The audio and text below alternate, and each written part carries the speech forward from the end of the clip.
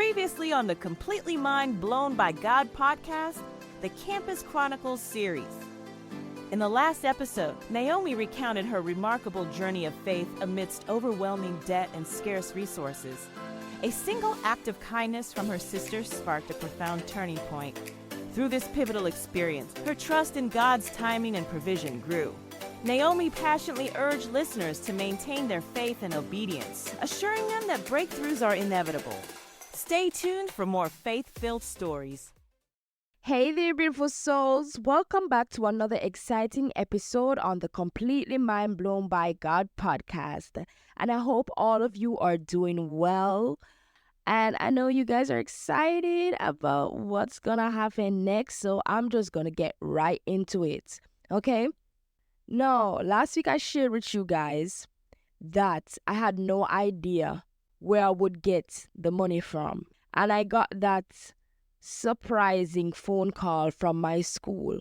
Now, I had no idea whether I was going to get any money from those scholarships that I called out, right?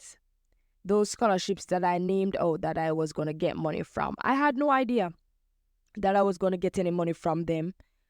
That was just faith. That was me stepping out on faith, okay? And we all know the importance of stepping out on faith. I just thought of the two best scholarships that I would be more likely of getting or achieving. So, as soon as I hanged up that phone call, I immediately called those two scholarships. I went and inquired and asked about the progress. And honest to God, the news after hanging up with the lady from school wasn't really great. You understand? But I kept praying and I kept declaring and I said, God, this is going to work out because you told me to continue to go to school. I know that I'm in your will, and because I'm in your will, I know that you will provide, because you will always provide for the purpose or the journey that you have called me to. You're going to always provide. You will always give me the resources. You will always grant me what I need.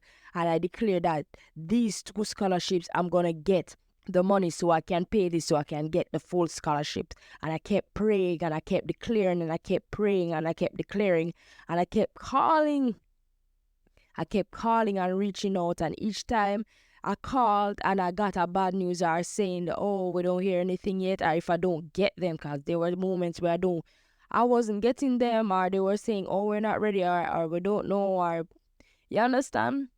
I would call and I would just like, that shall not be my portion. You're going to work out in my favor. Everything's going to work out for me. You understand? I kept declaring and I speak positive and I don't look at my current situation. Because you see, if you put your eyes on your current situation, then you're going to be distracted. And that is what the devil wants. The devil wants you to be distracted, okay? He wants to distract you. He wants to lie, to kill, steal, and destroy. You understand? And you can't allow the enemy to have power over you. So you must always remain grounded in the truth and who God is. You understand?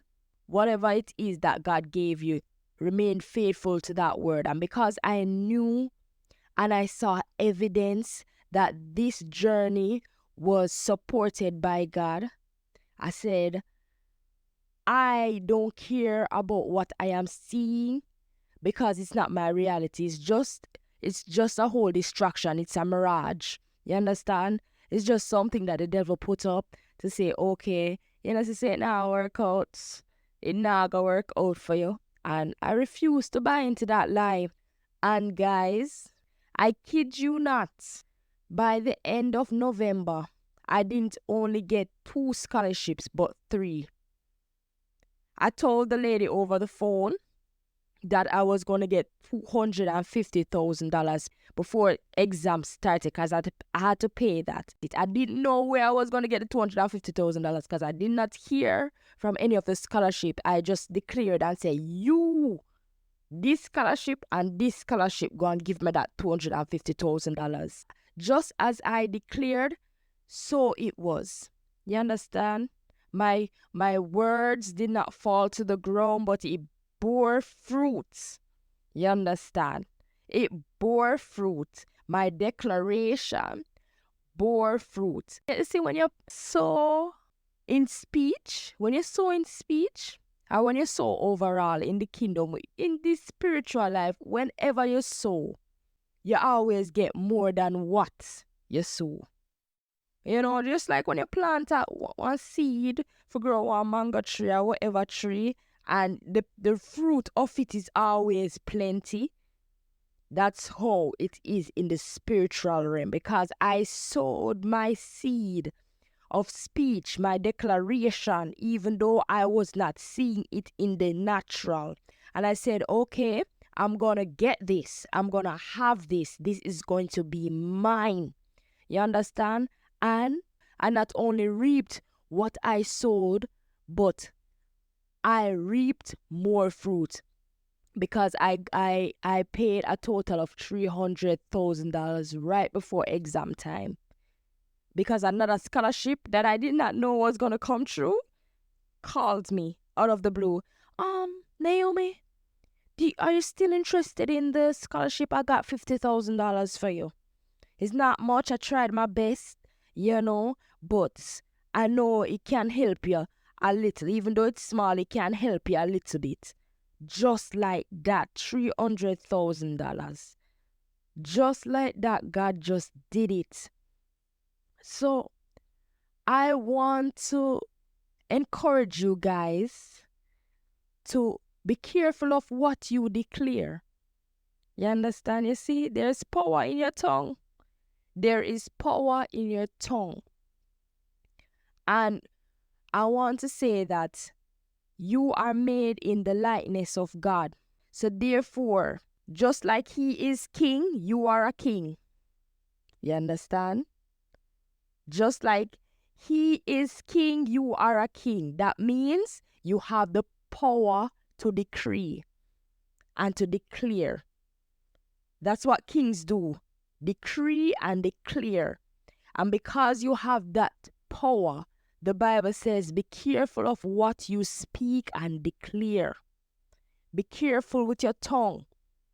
Because if you're not careful, you'll reap whatever it is you declare with your mouth.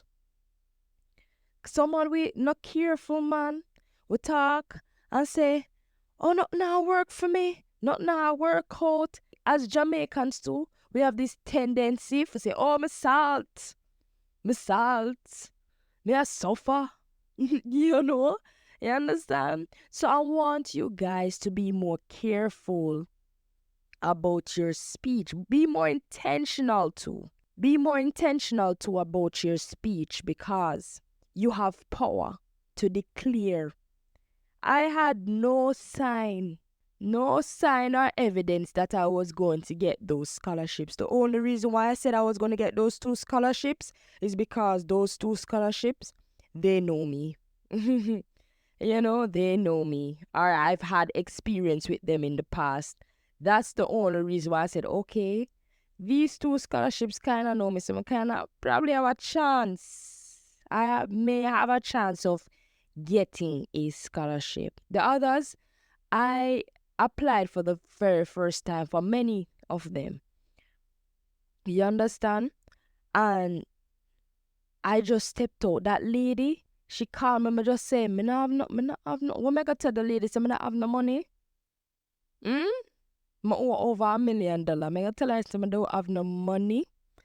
Me tell her quick, off the top of my head, me say, hey, I just looked at the value of each scholarship and I said, well, the one you worth 100 and the one you worth 150. So tell her 250. Me I go pay by the end of the year. Me don't know. Nobody never tell me that. God never come down and tell me, say, hey, may I get $250,000. I stepped out in faith. And if I never stepped out in faith, I probably wouldn't get those scholarships. Probably I wouldn't have gotten it. Not only that, I probably wouldn't have gotten the full scholarship that the lady was telling me, because she gonna say, all right, me I go pay off if me can't help myself, she can't help me. You understand? You have to be able to help yourself. If you can't help yourself, then you can't be helped. People won't be able. People are less likely to help you if you're not able to help yourself. You understand? So I wasn't going to tell her over the phone that, hey, I don't know. I don't have any money. I wasn't going to do that. You have to work. You have to think smart. Yeah. And declare. I declared, I said, I forget that because that's a lot of money. There is power in your tongue. And not just declare, because you can't just talk. You can't just have the talk. You have to have the action to back it up. I made sure to call those 2 scholarships. Me call them till them tired of me. You understand? Because I make up my mind, say I go get the scholarship. I made up my mind. I go get them. You understand? Nothing never there gonna stop me. I was so determined. I said, this are mine. And I call them and I say, hey, any news? They must be sick of me. You hear me say? But just like that widow went in that story in the Bible where the widow went to the king and kept pressing him and telling, help me, I'm in need, help me, I'm in need. That's how persistent you have to be for the things that are yours, for the promises that God has declared over your life. You have to be persistent. You have to be determined. That king, he wasn't going to help her. If you read that story, he wasn't going to help her. But because of her consistency and her faith, the king just said, you know what? This lady is perplexing me. This widow is perplexing me. Let me just give her what she wants so she can leave me alone. You know, you have to be consistent for what you want. You have to be determined. And you can't be thin-skinned or easily offended. Or you have to push. And you have to say, this is mine no matter what I see, no matter what I experience. But no, this is mine and I'm going to have it. You have to be like that persistent widow. And that scripture reference is from Luke 18. So you can read it on your own. The widow was determined. She know what she wanted and she was not going to settle for less. She knew what she wanted and she wasn't going to settle for less. Remain consistent. Have faith. Declare and pray. Pray for what it is that you're waiting on. Pray for what it is you're asking God for because He's going to come true. Without faith, it is impossible to please God. So remain faithful. Continue to believe. And God is going to show up.